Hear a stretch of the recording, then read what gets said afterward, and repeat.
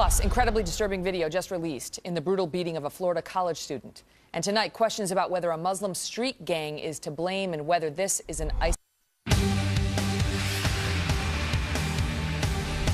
want to warn you that the video we are about to play is violent and disturbing. It was just released by police, and we are now seeing the first time what happened to a Florida college student permanently disfigured in a brutal beatdown in East London. It happened a couple months ago. They're just releasing it now because they're trying to find the guys who did it. And now there are questions about whether the attackers are self-appointed Muslim patrols, gangs of young Islamic extremists vowing to enforce Sharia law in their neighborhoods. Ryan Morrow is a national security analyst from the Clarion Project, which works to call attention to incidents like this. Ryan, why do we believe this is a group of Islamic extremists?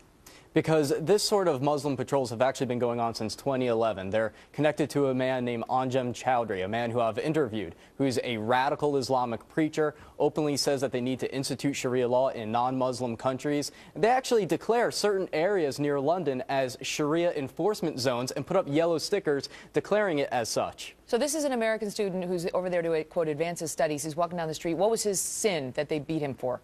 He was drinking beer. Which is against Sharia law. Exactly. And so they protest against that and things like push-up bras or cursing or gambling or anything that is in violation of Sharia law. They believe that they are entitled to put an end to it. Is this a European problem?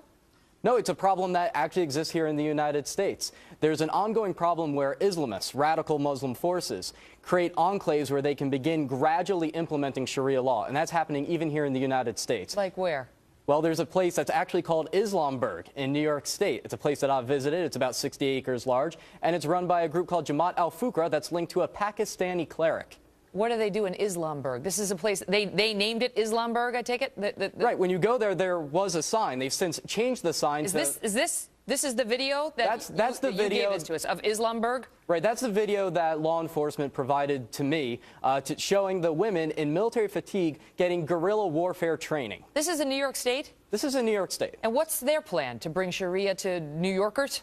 Right, according to the State Department, this is a violent Islamic sect that wants to purify Islam through violence, and they exist here in the United States. But how frequent is this? I mean, you've got this thing up in New York, you've got this incident in London.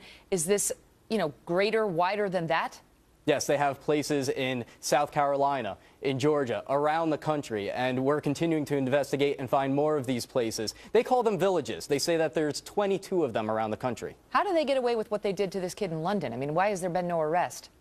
Well, this is what's really shocking, is that if it was just a group of gang members, you could say this is the type of thing that just happens here or there. The fact that the authorities haven't been able to identify those that attacked that individual indicates that there's radicalism around where that took place. Look at that picture. That is so horrifying. Disturbing. He had 23 stitches inside, on the outside, additional stitches inside.